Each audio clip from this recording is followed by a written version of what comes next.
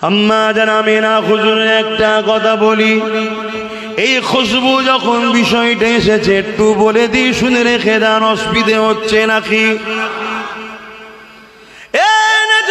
তরুণেরা, আম্মা জান হযরত আমিনা রাদিয়াল্লাহু তাআলা আনহা তিনি এমন করে বলতে লেগেছে, আব্দুল্লাহ হুজুরের সঙ্গে যখন আমার বিবাহটা হয়ে গেল, প্রথম রাত হলো বাসর রাত, আমি আব্দুল্লাহ হুজুরের সঙ্গে বাসর রাত তিনি এক জায়গায় হলাম।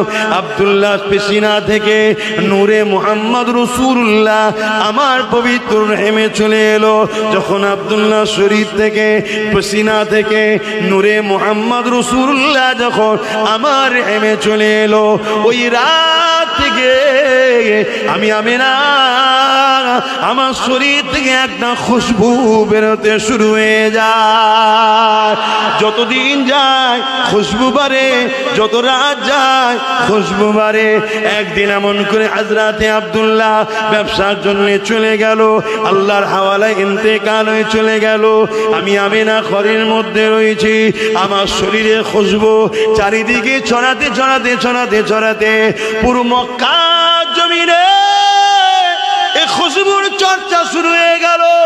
সবার মুখে মুখে একটাই কথা, আমিনার শরীরে এই খুশবু আমিনা মাখে কোথায়, এই খুশবু আমিনা পায় কোথায়, এই আতর আমিনা পায় কোথায়? মক্কা জমিনে খুশবু তো পাওয়া যায় না। এই খবর রাসূলুল্লাহ দাদা যান হযরতে আব্দুল মুতালিবের কানে চলে এলো। রাসূলুল্লাহ দাদা ছিলেন মক্কার প্রেসিডেন্ট, মক্কা সম্রাট ছিল, মক্কা সুলতান ছিল।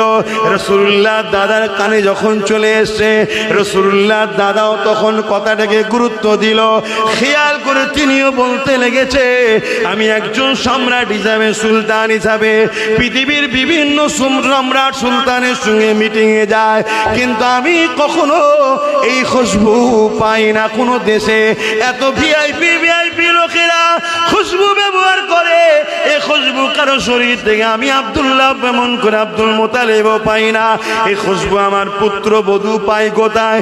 এই জন্য রাসূলুল্লাহ দাদি জানের কাছে কি অবজেকশন দিল যে আমাদের পুত্র বধূ আব্দুল্লাহর পরিবার সেই খুশবু কোথা থেকে মাখে। সব জায়গায় চর্চা চলতে লেগেছে। এইভাবে রাসূলুল্লাহ দাদি জান বলতে লাগলেন, হে আব্দুল মুতালিব, হ্যাঁ আমিও ভাবতে লেগেছি আপনাকে বলবো বলবো বলবো, কিন্তু বলা হয় না। আমি অনেক সময় দেখেছি আমিনা যখন হাম্মামখানা গোসলখানা থেকে বেরোতো, তারপরে আমি যখন গোসলখানায় ঢুকতাম আমি অবাক হয়ে যেতাম, যেন গোসলখানা নয় কোন আতরের গোডাউনে ঢুকে গেছি। এ যুবকেরা, রাসূলুল্লাহ দাদা দাদি আব্দুল মুতালিব এবং তিনার পরিবার আম্মা আমিনাকে ডাক দিলেন, এদিকে আসো মা। আম্মা আমিনা চলে আসলেন। মারে, বিধবাদের তো খুশবু মাখতে নাই, কোথা যে খুশবু পান মা? আর এই খুশবু তো মক্কার কোনো জায়গায় পাওয়া যায় না। আমিও বিভিন্ন সম্রাটের কাছে গেছি, তারা অনেক ভিআইপি খুশবু মাখে, কিন্তু আপনার খুশবু সব খুশবুর ওপরে, সব খুশবু আপনার এই খুশবুর কাছে ফিকে হয়ে গেছে। এ আমিনা রে, এ খুশবু কোথা থেকে পান? আম্মা আমিনা বলতে লেগেছে, আব্বা আম্মা আমিনা কোনো খুশবু মাখে না, এ খুশবু আমিনার নয়, এ খুশবু হলো আমিনার রেহেম মুবারকে গর্ভে যিনি রয়েছে সেই মুহাম্মাদের খুশবু। আরো জোরে বলুন সুবহান আল্লাহু আকবার, ইয়া রাসূলুল্লাহ আল্লাহ। কে আমার নবী? কে? বুঝতে পারছো? এই দুনিয়ায় যুগে যুগে এরকম কুকুর জাহান্নামের এসেছে যারা আমার নবীর বিরোধী করেছে, আমার নবীর দিনকে মিটাতে চেয়েছে, কোরআনের বিরোধী করেছে, আল্লাহর উপরে মিথ্যাচার করেছে। যেমন কদিন আগে তোমাদের উত্তর 24 পরগনা দত্তপুকুর ভাটপাড়ার এক মানবরূপী পশু জাহান্নামের কুকুরের আবির্ভাব হয়েছে, যে বলছে ইসলামে নাকি রেপ করা পাপ না, অথচ জানে না ওদেরই দলের অনেক নেতারা রেপ কেসের আসামি হয়ে বসে আছে। শুনছেন তো নাকি? ওদেরই দলের যেখানে ক্ষমতা চলছে সেই মণিপুরে বড় বড় তার মধ্যযজ্ঞীয় কাজ কারবার হচ্ছে। এসসি এসটি দলিত অসহায় গরিব নিচু বর্ণের মহিলাগুলোকে উলঙ্গ করে ঘোরাচ্ছে এই বিজেপি শাসিত রাজ্যে। এই মানবরূপী পশুগুলো তাদের বিরুদ্ধে বলে না কেন? এদের রাজনীতি করার কোনো ভাষা নাই। এরা জনগণকে যা বলেছিল সব মিথ্যা হয়েছে। বিজেপি যেদিন থেকে দেশে এসছে দেশটা ধ্বংস হয়েছে। বিজেপি যা ওয়াদা করেছে সব ফ্রড হয়েছে, সব মিথ্যা হয়েছে, সব চিটিংবাজি হয়েছে। হাতটাকে মোদি একটা ইন্টারন্যাশনাল মিথ্যুক কার্য প্রমাণ হয়েছে, হয় না হয়নি? এরা দেখছে তো রাজনীতির কোন লাইন নেই, আর তাই ধর্মে আঘাত দাও, মাইন্ডটাকে মানুষের ভোলাও, আমাদের দুর্নীতির কথা মানুষ যেন ভুলে যায়। শুনছেন না শোনেন? কিন্তু বড় দুঃখের বিষয়, এরকম মানবরূপী পশুকে হয় পাগলা গারোতে না জেলে থাকা দরকার ছিল, কিন্তু জেলে আছে কি? জোরে বোন আছে? নাই। জেলে থাকবে কে?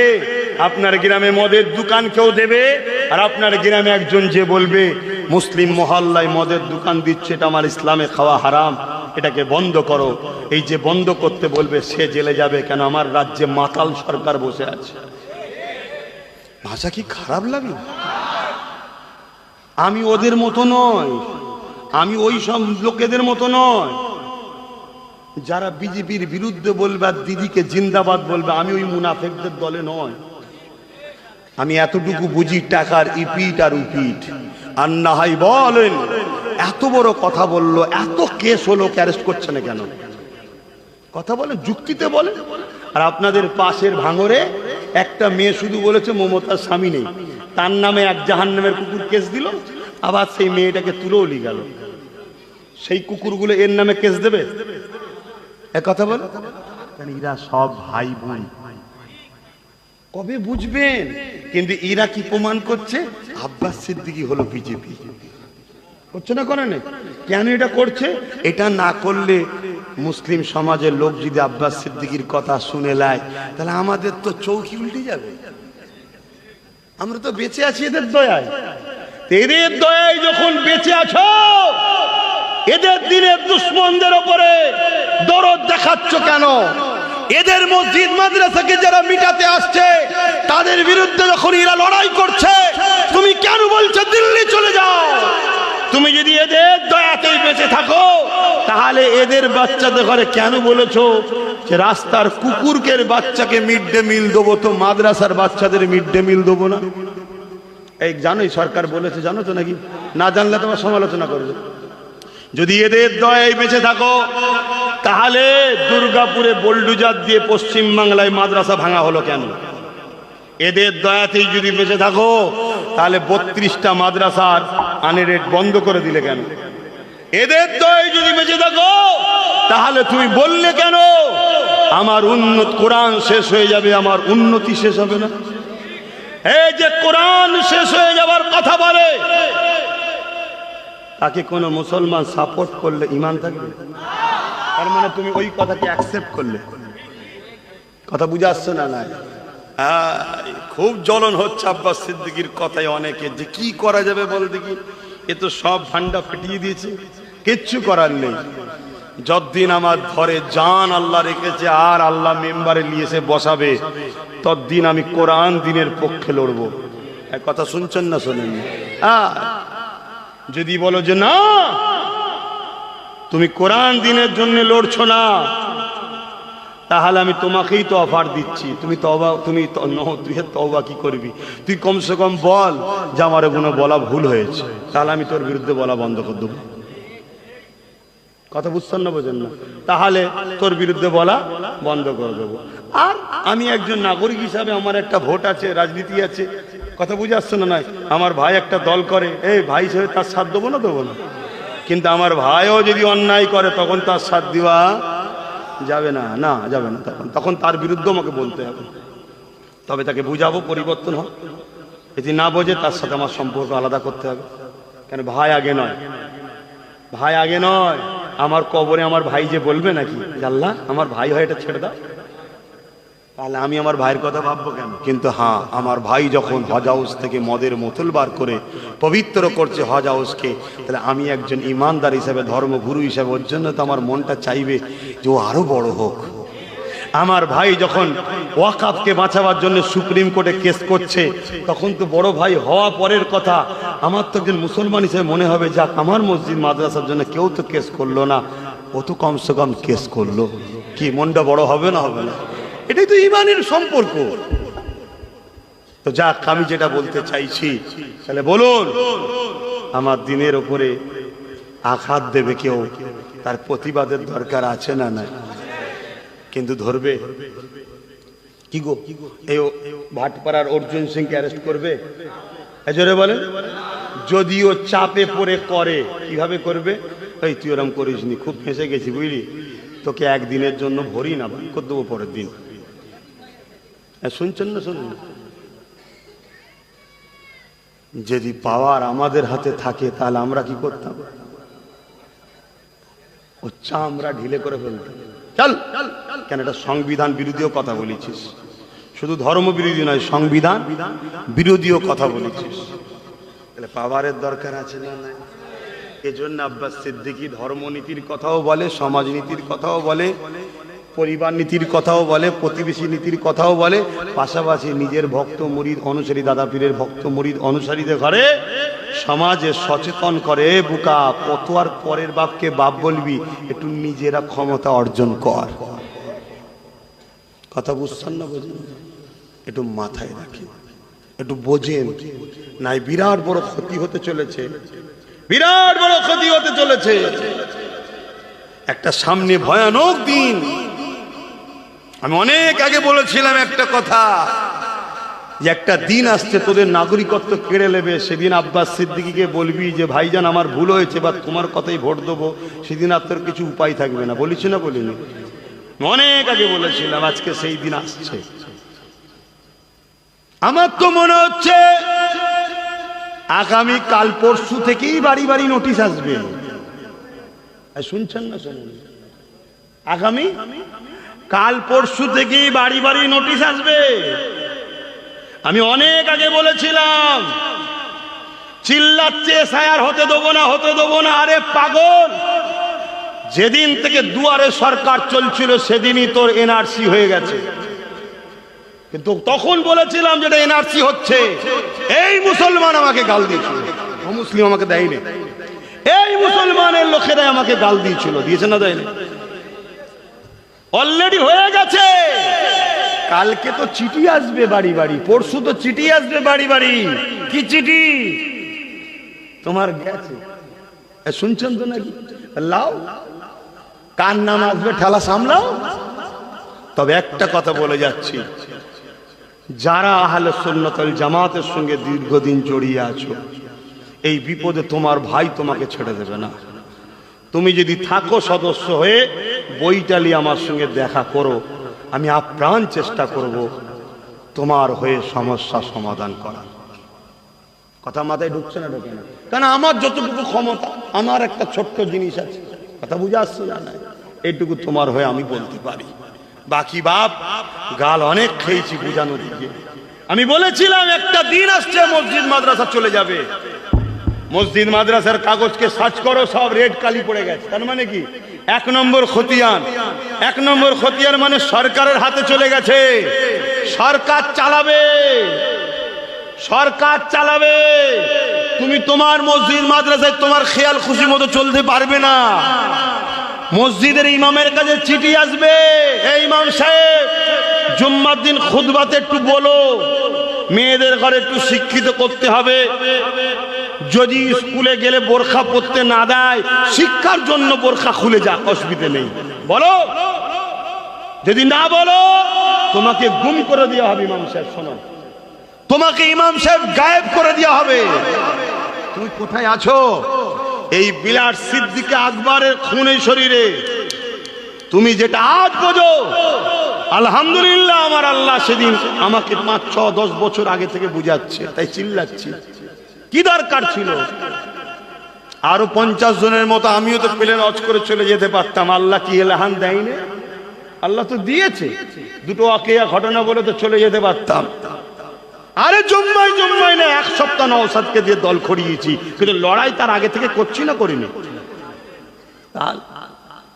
কিন্তু শত শেষে যখন বুঝলাম যে না, এখান থেকে তুলে ওর কোলে, ওখান থেকে তুলে ওর কোলে দেবো, যেই কলি নেবে সেই চিটিংবাজি করছে। দরকার নেই, নিজের একটা করে নে। ওই জন্য তোকে বলেছিলাম তুই যা। কথা বুঝে আসছে না? নাই, যা থাক, নিজের থাক। শুনছেন তো নাকি? চায়ের দোকান, লোক মনে করে চায়ের দোকান, চায়ের দোকান হলো সঙ্গে মেয়ের বিয়ে দেবো। অফিসে চাকরি করে, কোটটাই পড়ে যায়, মাস গেলে কত মাইনে? 25,000। কত? 25,000। সর্বোচ্চই 25,000, বেড়ে বেড়ে বেড়ে বেড়ে 30,000, 40,000, 50,000 হবে। ঠিক তো নাকি? এর চেয়ে বেশি তো আর হবে না। কিন্তু এই চাওয়ালা একটা ঘুমটি থেকে কারবার বিজনেস করতে করতে করতে আরো 5টা করে দেবে। শুনছেন তো নাকি? মাসে যত কমই হোক, এখন মানুষ চা বিস্কুট ছাড়া সকালে অন্য কিছু জোটে না। এ মাসে খোঁজ লিখে যাও, তুমি চাওয়ালা দেখছো, ও মাসে 1 লাখে পৌঁছে দেবে ইনকাম 5টা দোকান থেকে। শুনছেন তো নাকি? আর তার থেকেও বড় বিষয় মাথায় ঢুকাও, তুমি যার কোম্পানিতে চাকরি করলে, তুমি রিটায়ার হওয়ার পর ওই জায়গায় তোমার ছেলে চান্স নাও পেতে পারে, কিন্তু এই 5টা দোকানের মালিকই হলো তোমার ছেলে। ঠিক না বেঠিক? এজন্য আব্বাস সিদ্দিকী বলছে, বড় দলের দালালি করে করে করে করে, মারপিট করে করে, চামচাগিরি করে করে হয়তো কিছু ইনকাম করছো, তোমার চলে যাবার পর তোমার ছেলে ওখানে চান্স নাও পেতে পারে। নিজের কোম্পানি খোলো, ছোট হোক, তোমার ছেলে তোমার পর ওখানে মালিকই হবে। এই সব অনেক কিছু চিন্তা ভাবনার কথা, তো আর ডিপে যাচ্ছি না, কখনো সময় হলে অন্য জায়গায় আলোচনা হবে। আমি যেটা বলতে চাইছি, আপনাদের অসুবিধা হচ্ছে? বিজেপির বিরুদ্ধে বলছি, অসুবিধা হচ্ছে যে হুজুর জলসায় এসে রাজনীতির কথা বলছেন কেন? আরে বিজেপিরা রাজনীতি ছেড়ে দিয়ে ধর্মের পিছনে লেগেছে না লাগে না? ও যখন ওর স্ট্যাটাস বজায় রাখতে পারেনি, ও যখন ওর কাজ ছেড়ে দিয়ে আমার ধর্মেতে মাথা দিচ্ছে, আমার বোরখা নিয়ে, আমার তালাক নিয়ে, আমার মসজিদ নিয়ে, আমার মাদ্রাসা নিয়ে, তাহলে আমারও তো উচিত ওর ভেতরে মাথা দেওয়া দরকার আছে না? নাই? ও তখন বলবে এখানে মাথা দিচ্ছ কেন, তুমি হুজুর মানুষ। আমি তখন বলবো তুই তোর জায়গায় যা, আমি আমার জায়গায় যাই। ঠিক না বেটি? তবেই তো সিধে হবে রে বাবা। ঠিক তেমনি রাজ্য সরকারও রাজনীতির নামে আমার ধর্মে মাথা দিচ্ছে না, দেয়নি? জোরে বলেন। তাহলে আমিও হুজুর হিসাবে মাথা দেওয়া দরকার আছে না? নাই? তখনই বলবে যে হুজুর হিসাবে এরম হচ্ছে কেন? আমি বলবো তুই তোর কাজ কর, তাহলে আমি আমার কাজ করব। তোর কাজ রাষ্ট্র এবং রাজ্যবাসীর নিরাপত্তা। কথা বুঝে আসছো না? নাই? সেই কাজ ছেড়ে দিয়ে তুমি ইফতার পার্টির নামে হুড়োহুড়ি করছো, রেড রোডে গিয়ে হুড়োহুড়ি করছো, তুমি বলছো কোরআন শেষ হয়ে যাবে, তুমি ইটা সিটা আমার ধর্ম নিয়ে বলবে, তাহলে আমাকে একটু প্রতিবাদের দরকার আছে না? নাই? এজন্য মাথা দিচ্ছি। আচ্ছা ভাই, আপনারা আমার কথাকে অ্যাকসেপ্ট করতে পারছেন তো না? ভেতরে ভেতরে মনে দুঃখ হচ্ছে? ভুল আমাকে বুঝবেন না, আখরি জামানা এ নওজওয়ান তরুণেরা, আব্বারা, ইমাম এমন করে ফেরাউনের বিরোধী কেন এই মজলিস থেকে করা হয় না? হয় না? এই ফেরাউনের বিরুদ্ধে এই মজলিস থেকে বলা হয় না? ফেরাউন তো রাজা ছিল, তার বিরুদ্ধে বলো কেন? না, ফেরাউন ছিল স্বৈরাচারী, জালিম, অত্যাচারী, বনি ইসরায়েল কওমকে জ্বেলিয়েছে, মুসা নবীর উপর অত্যাচার করেছে, তাই তো নাকি? ও তাহলে আজকে মরা ফেরাউনের বিরুদ্ধে বলতে এখান থেকে খুব ভাল লাগে, জেনতা ফেরাউনদের বিরুদ্ধে বলবেন না?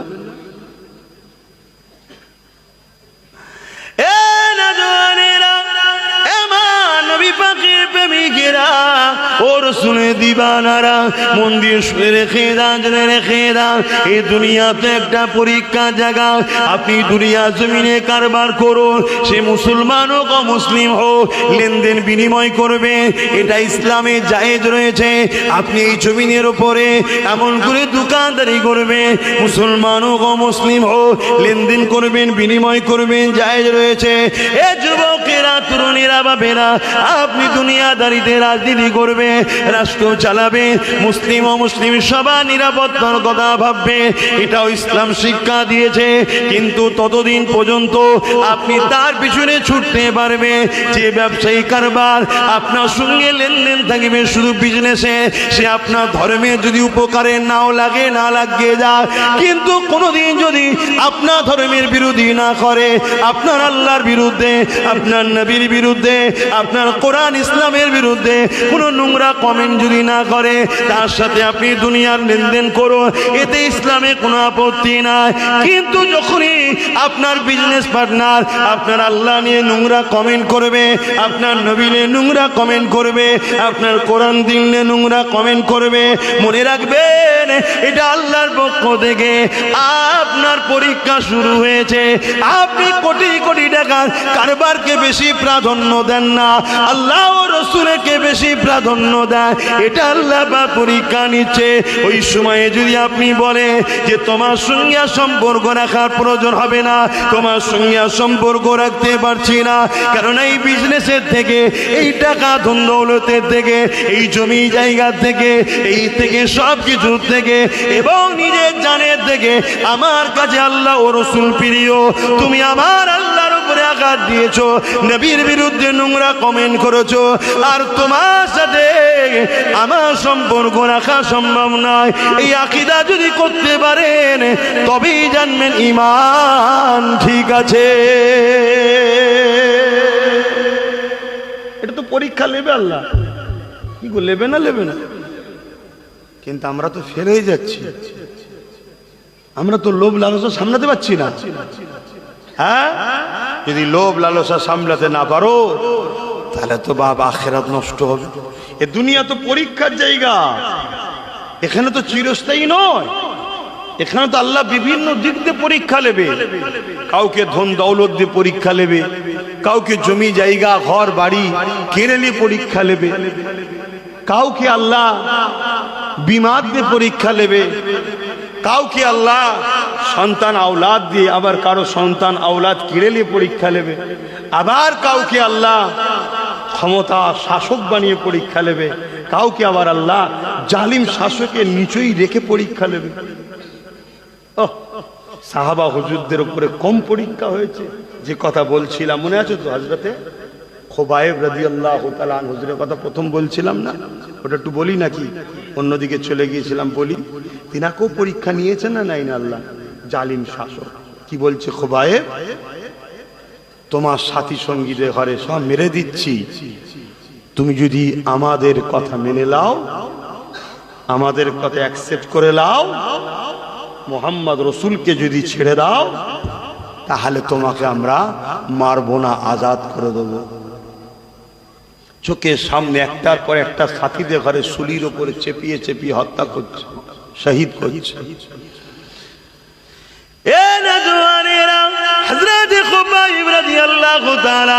এই দৃশ্যখানা দেখার পরও তিনি চোখ দিয়ে পানি ফেলে সাথীদের মৃত্যুর জন্য, শহীদের জন্য কাঁদতে লেগেছে, কিন্তু জবানে একটাই কথা বলতে লেগেছে, এ জালিম যতই অত্যাচার করি না কেন, যতই জুলুম করি না কেন, মুহাম্মদ রসুলকে যারা একবার দিল দিয়েছে তারা কখনো মুহাম্মদ রসুলকে ছাড়তে পারবে না, কারণ আমাদের জানের থেকে কাছে হলো রসুল্লাহ, আমাদের জানের থেকে প্রিয় হলো রসুল্লাহ। এই কথা শুনে জালিম শাসক আরো রেগে গেল, একটার পর একটা সাহাবা ভাইদেরকে শহীদ করে দিল। এবারে খুবাইব হুজুরকে ধরলে, এমন করে নানান দিক দিয়ে বুঝাতে লাগলে, তাকে নারীর লোভ দেওয়া হলো, সুন্দরী নারীর সঙ্গে বিবাহ দেওয়া হবে, তাও খুবাইব হুজুর রাজি হলেন না। তাকে বলতে লাগলো, তোমাকে আমাদের রাজত্বের হাম সম্পদ দেওয়া হবে, তাও তাতে রাজি হলো না।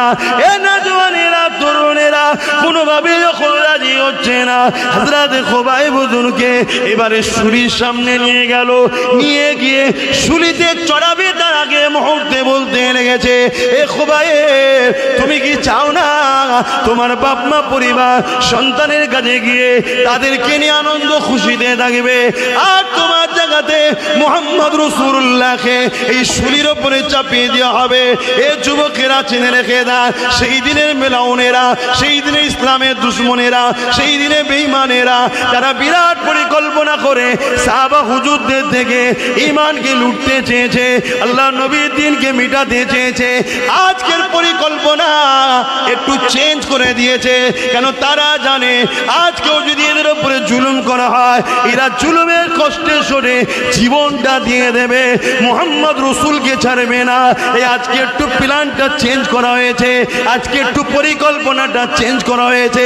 এই পরিকল্পনা উম্মতে মুহাম্মাদিকে জানানো, একজন ইমানদার হিসাবে, নবীর দ্বীনের খাদেম হিসাবে, আহলে রাসূল হিসাবে, আওলাদে মুজাদ্দিদ হিসাবে আমার কি দায়িত্ব নাই আপনাদেরকে জানিয়ে দেওয়া যে আজকে দিনে তো আবু জেহেল আছে, আজকে দিনে তো উদবা আছে, আজকে দিনে তো ইসলামের দুশমন আছে।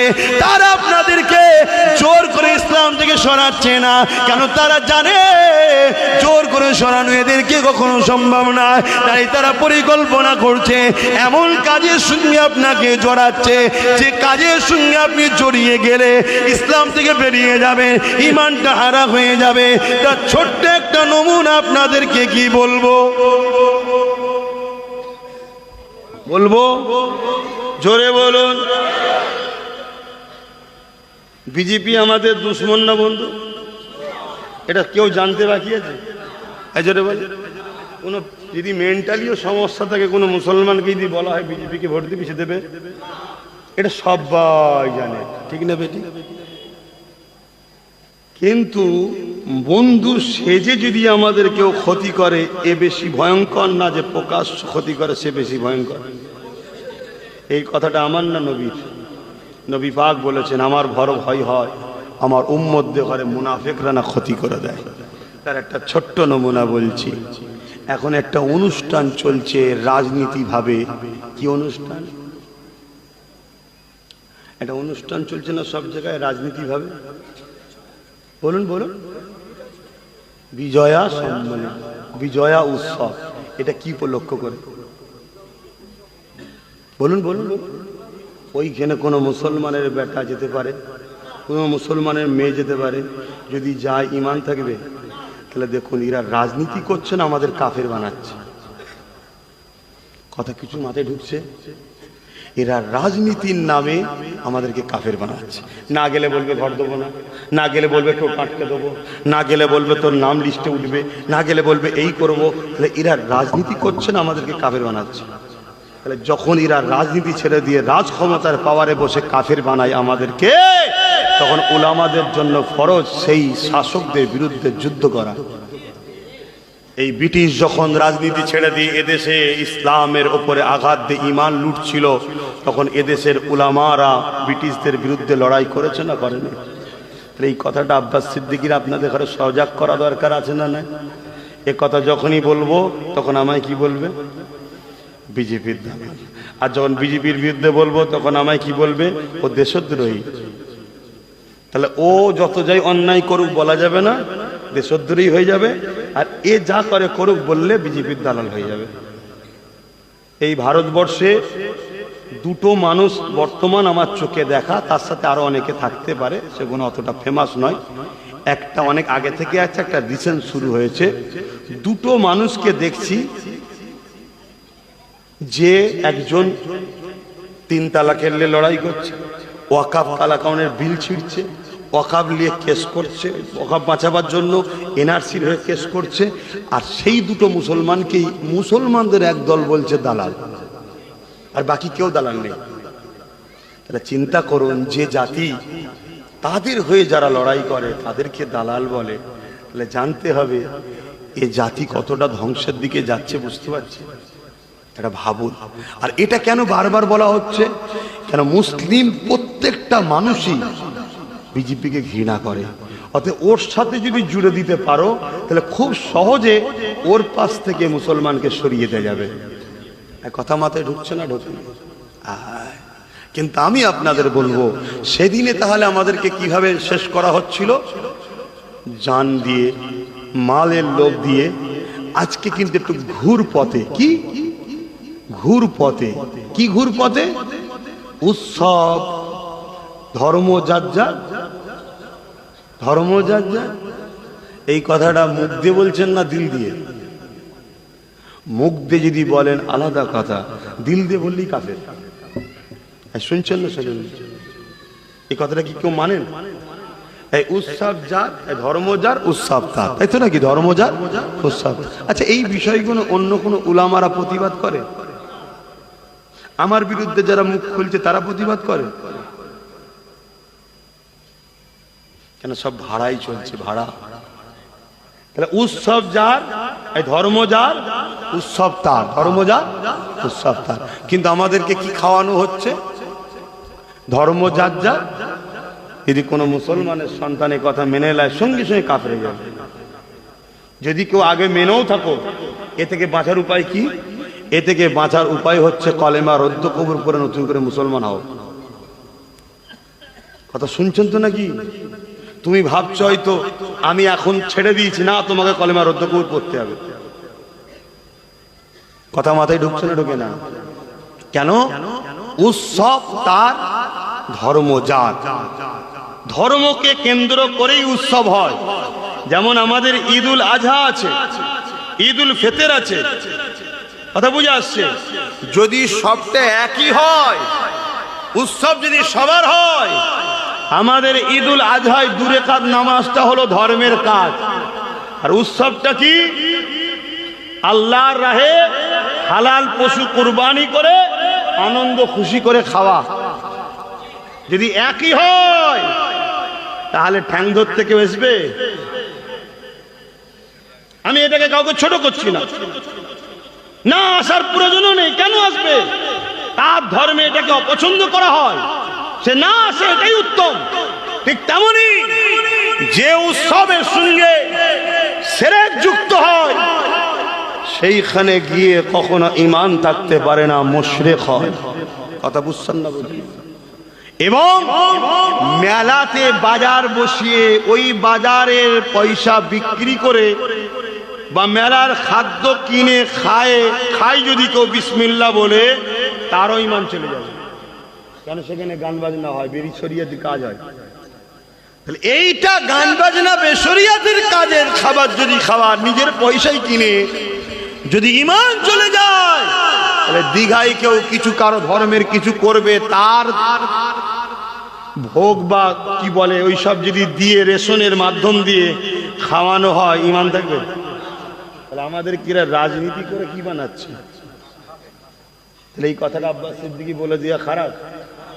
এই কথা বলাতে এখন খুব মাথা গরম হয়েছে আমার অনেক মুনাফিক বন্ধুদের, খুব লেগে গেছে।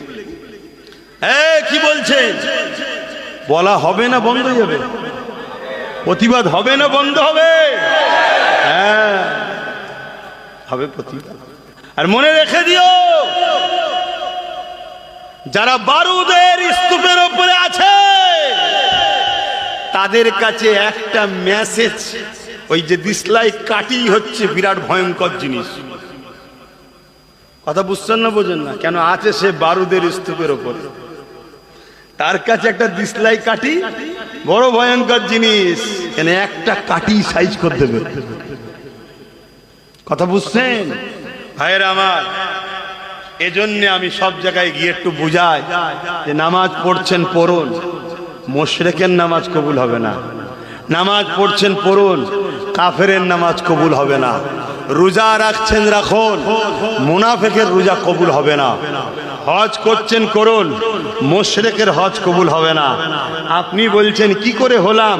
আপনার এই কাজ যদি এরকম হয় যেখানে গায়রুল্লাহর সঙ্গে শরীক করা হয়, এর সাথে যদি আপনি জড়িত থাকেন, এতে আপনার ঈমান থাকতে পারে না, পারে না, পারে না।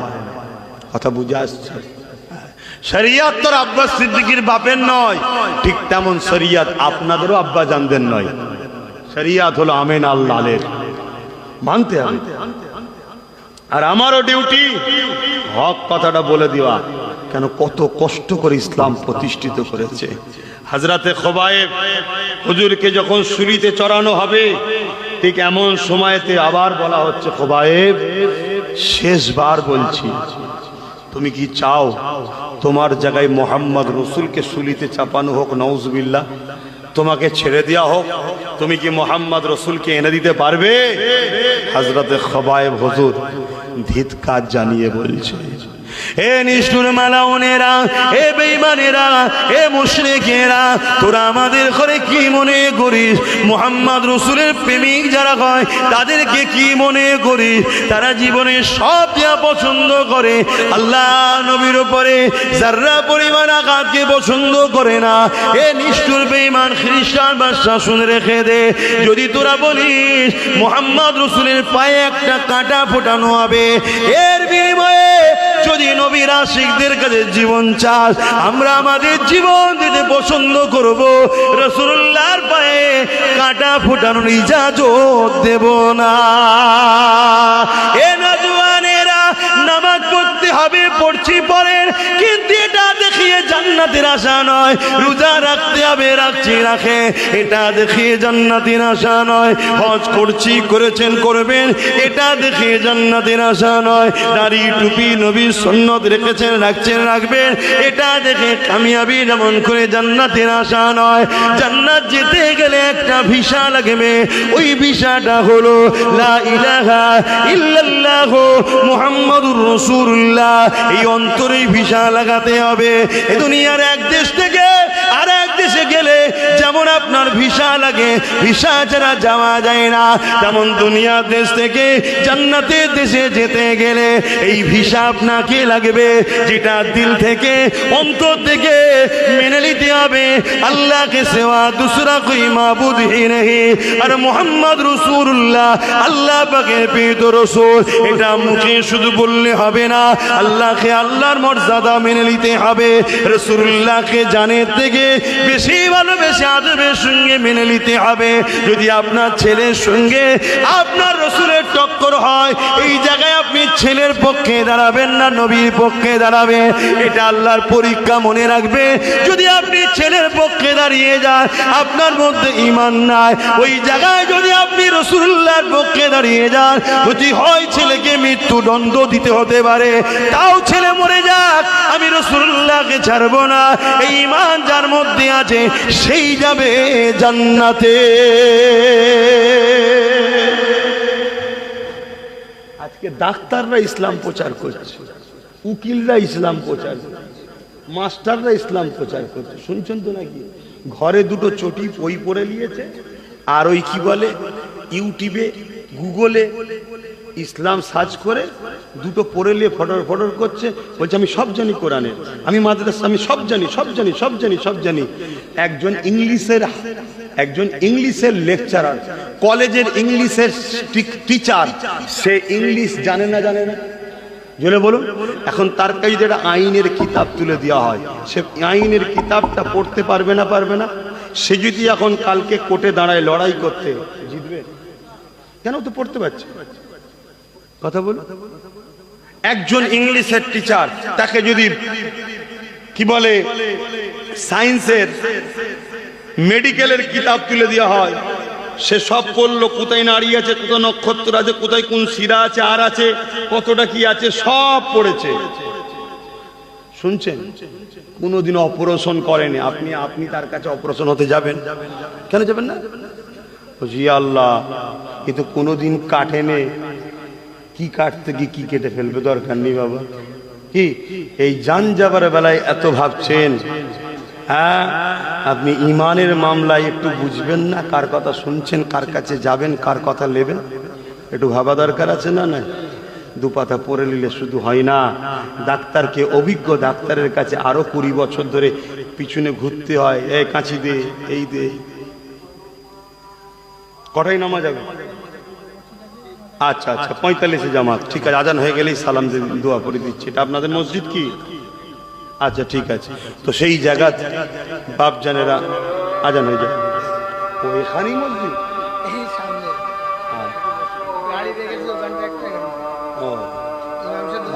মনে এই দিক দিয়ে যাবো।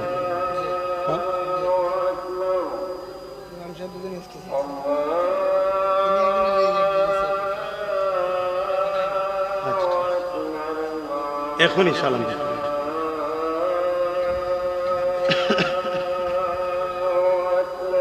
আল্লাহু আকবার, আল্লাহ।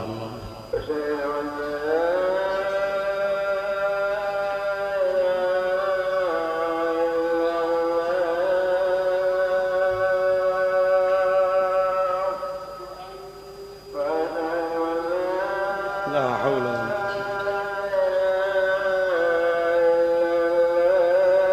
أشهد أن لا إله إلا الله.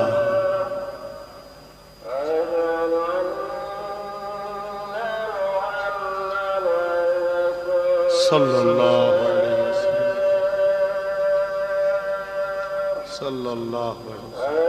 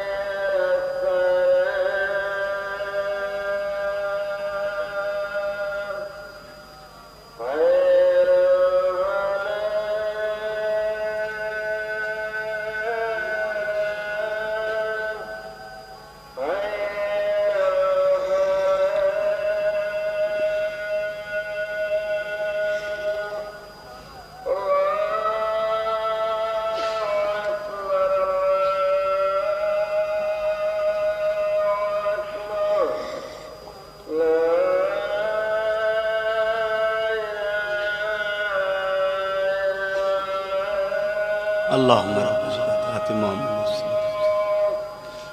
انك لا تخلف لا اله الا الله. درود شريف. اللهم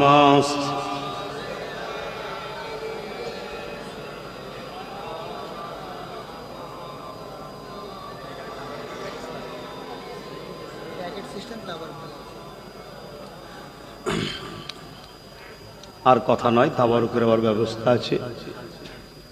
আমার কথা থেকে কষ্ট পেচ্ছেন, মনে রাখবেন, যদি আমার এই কথাতে আপনাকে বিরক্ত লাগে, আমি আপনাকে পরামর্শ দেবো, আপনি তওবা ইস্তেগফার করুন। আপনার ভেতরে শয়তান বাসা বাঁধা শুরু করছে। কথা বুঝে আসছে? কেন আমি আপনার দ্বীনের জন্য বলছি, আপনি আমার কোরআন, রাসূল, আল্লাহর জন্য বলছি। কাদের বিরুদ্ধে? যারা দ্বীনের দুশমন, তাদের বিরুদ্ধে বলছি। আসেন, হয়তো ভাষাটা সুন্দর হচ্ছে না, হয়তো গুছিয়ে বলতে পারছি না, কিন্তু মাকসাদটা হলো দ্বীনের দুশমনদের বিরুদ্ধে বলা। একটু দাঁড়িয়ে রাসূলকে সালাত ও সালাম। হে নবী,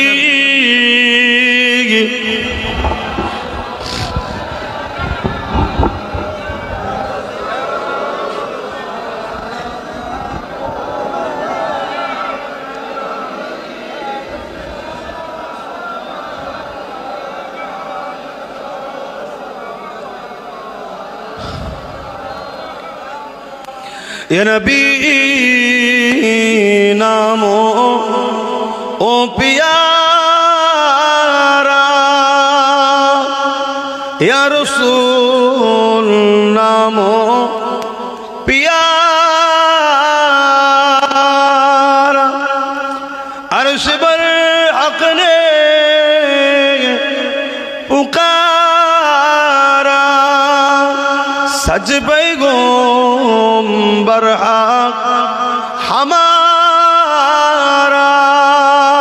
या नबी सलामो,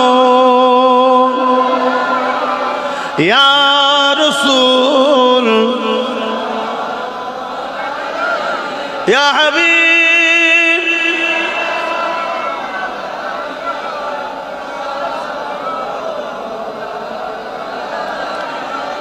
পড়িল আল্লাহ আরো বাণী,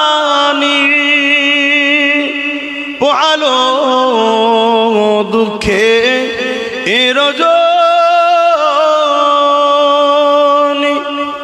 হইল জগৎ অনুরানী।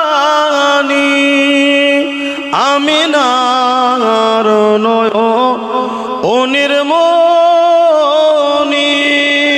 ইয়া নবী সালাম,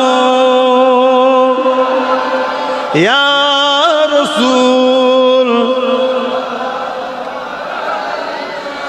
হাবিব।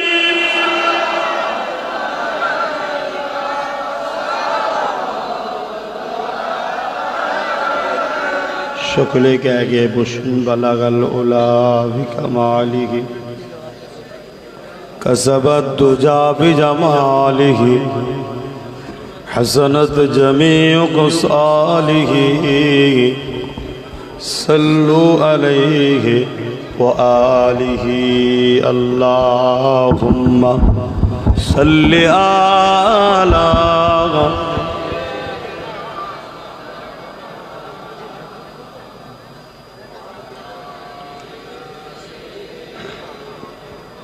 বাপজান আমার, হরি খতম কোরআন তেলাওয়াত আছে, কলেমা শরীফ দরুদ শরীফ আছে, আল্লাহ কবুল করেন, আল্লাহ শেফা দান করেন। একজন অসুস্থ, এখন দোয়া চাওয়া হবে, তাবারুকটাকে দিয়ে নি। কিন্তু একটা কথা তো বলবো বললাম, সময় তো হু করে চলে যাচ্ছে, একটুখানি ছোট করেই বলি।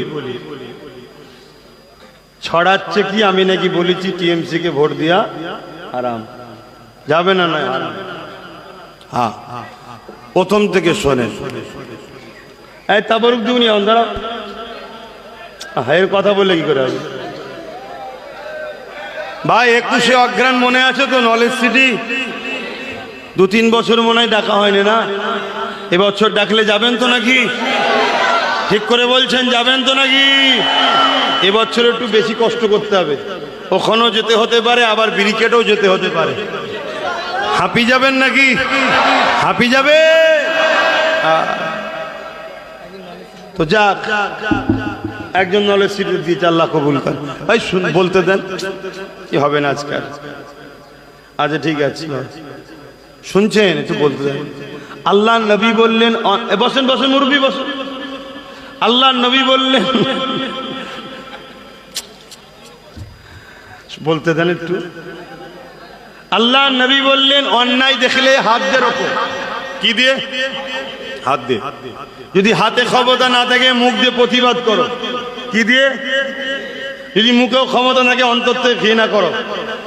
হাত দিয়ে রুকা এ ক্যাটাগরির ইসলাম ইমান, মুখ দিয়ে প্রতিবাদ করা দ্বিতীয় স্তরের ইমান, আর অন্তর থেকে ঘৃণা করা একেবারে শেষ নিম্নমানের ইমান, শেষ স্তর। যদি হাত দিয়েও প্রতিবাদ না হয়, মুখ দিয়েও প্রতিবাদ না হয়, অন্তর থেকে ঘৃণা না হয়, উপরন্ত অন্যায়কে সাপোর্ট করলো, তার মধ্যে ইমান। কথা মাথায় ঢুকছে? হ্যাঁ। এবার অন্যায় দু ধরনের হয়, একটা নিজের ক্ষতি, একটা দিনের ক্ষতি। নিজের ক্ষতি কাবিরা গুনাহগার যদি হয়, তওবা করলে আল্লাহ মাফ করবে, জোরে বলুন সুবহানাল্লাহ। দিনের ক্ষতি মাফ নাই। কথা মাথায় ঢুকছে? এখন বলুন, কেন্দ্র সরকার সংখ্যাগরিষ্ঠতা দেখিয়ে সংবিধানের ধারাকে লঙ্ঘন করে ওয়াকফ কালা কানুন করেছে, এটা নাই করছে না অন্যায় করছে? এটা আওয়াজ দিয়ে বলুন। মসজিদ মাদ্রাসার বিরুদ্ধে আইন করেছে, নাই করেছে না অন্যায় করেছে? তাহলে মসজিদ বাঁচাবার লক্ষ্যে, কবরস্থানি দিয়ে খানকা বাঁচাবার লক্ষ্যে এই কেন্দ্র সরকারের কালা কানুনের বিরুদ্ধে সংবিধানের পক্ষে দাঁড়িয়েও এর বিরুদ্ধে হাত দিয়ে লড়তে হবে। 1 নম্বর ইমান। হাত দিয়ে ক্ষমতা না থাকে, মুখ দিয়ে প্রতিবাদ করতে হবে, দ্বিতীয় স্তরের ইমান। যদি মুখ দিয়ে প্রতিবাদ না করে, অন্তর থেকে ঘৃণা করতে হবে, নিম্নমানের শেষ স্তরের ইমান। কিন্তু একটা মুসলমান বিজেপির আইনের বিরোধী হাত দিয়ে রুখলো না, মুখ দিয়ে প্রতিবাদ করলো না, অন্তর থেকে ঘৃণা করলো না, উপরন্ত থেকে ভোট দিল, তার মানে সে মসজিদ ভাঙুক সাপোর্ট করলো, কবরস্থান ভাঙুক সাপোর্ট করলো। যে মুসলমান এই অন্যায়কে সাপোর্ট করে মসজিদ মাদ্রাসা ভাঙার, তার মধ্যে ইমান থাকবে? কথা মাথায় ঢুকছিল কেন? এটা প্রথম বলিছি, এটা দেয়নি, এটা দেয়নি, এই কথাটাকে দেয়নি। এই কথা দিলে তো প্রমাণ হয়ে যাবে যে আব্বাস সিদ্দিকী বিজেপির বিরুদ্ধে। ওরা তো প্রমাণ করতে চাইছে আমি বিজেপির পক্ষে, তাহলে এটা দেয় কখনো? এটা দেয় না। দ্বিতীয় নম্বর, সময় কম তাই ডাইরেক্ট বলছি, কেউ যদি বলে কোরআন শেষ হয়ে যাবে, এটা নাই না অন্যায়। এই অন্যায়ের প্রতিবাদ হাত দিয়ে করতে হবে। যদি হাত দিয়ে প্রতিবাদ না করতে পারো, মুখ দিয়ে, যদি মুখ দিয়ে প্রতিবাদ না করতে পারো, অন্যায় ঘৃণা করো। যদি ঘৃণা না করে কোরআনের দুশ্মনকে ভোট দিয়ে সাপোর্ট করা মানে তুমি কোরআনের দুশ্মনকে শক্তিশালী করছো। যে কোরআনের বিরোধী করে তার ঈমান থাকে। এই জোরে বলো, সাপোর্ট করা মানে তো বিরোধী একই হয়ে গেল, তার ঈমান থাকে। এবারে বলতে পারেন এ ভুল করে বলে ফেলেছে, ভুল করে বলে ফেলেছে, ওকে ক্ষমা চাইতে পারে? কথা বুঝছেন না, বোঝেন? ফতোয়া বাস্তবের উপরে হয়, ফতোয়া বাস্তব মুক্তদায় হাল অনুযায়ী হয়। তাবারুক দাও, আর সময় নেই। এরপরে কখন আশপাশে এলে বিস্তারিত খুলে আরো বলবো কোনি। তাবারুক দাও, কিন্তু শোনার লক্ষ্য থাকলে শুনে লাও। মিশকাত শরীফের হাদিস, আল্লাহর নবী বলেছেন কেউ জালিম জানার পরও তাকে যদি কেউ সাপোর্ট করে, শক্তিশালী করে, সহযোগিতা করে, আল্লাহর নবী বলছে সেই ইসলাম থেকে বেরিয়ে যায়। কোথাকারের হাদিস? মিশকাত শরীফের হাদিস। শুনছেন তো নাকি? হ্যাঁ। অতএব বাপ, এমনি বলিনি, দিনের স্বার্থে বলেছি। এরপরও দুঃখ লাগছে, যারা আমার বিরোধী করছে তাদের মুখে কি একবারও শোনা গেছে যে আপনি আমাদেরকে প্রসাদ খাইয়ে মুশরিক বানাচ্ছেন? কেন কেন আপনি প্রচার করছেন ধর্ম যার যার উৎসব সবার? কেন আপনি প্রচার করছেন কোরআন শেষ হয়ে যাবে? কি প্রতিবাদ পাওয়া গেছে? আখরি জামানা, ভালো ভালো ঘরের লোক বিগড়ে যাচ্ছে। সাবধান হন, সাবধান হন। আমি কিচ্ছু চিনি না, আমি কত মহব্বত করি, ভালোবাসি, সব আলাদা জায়গায়, কিন্তু আল্লাহ রসুলের বিরুদ্ধে চলে গেলে তার সাথে আর মিশা সম্ভব নয়। তাবারুক দাও, তাবারুক দাও, তাড়াতাড়ি দাও। সামনে থেকে দিয়া শুরু করো না, তাহলে পিছিয়ে গেলে আমার বলতে সুবিধা হবে। সামনে থেকে দাও, এই সামনে থেকে দাও। ওহ, সময় যেন থাকছে না, হু করে চলে আমার এই আব্বা।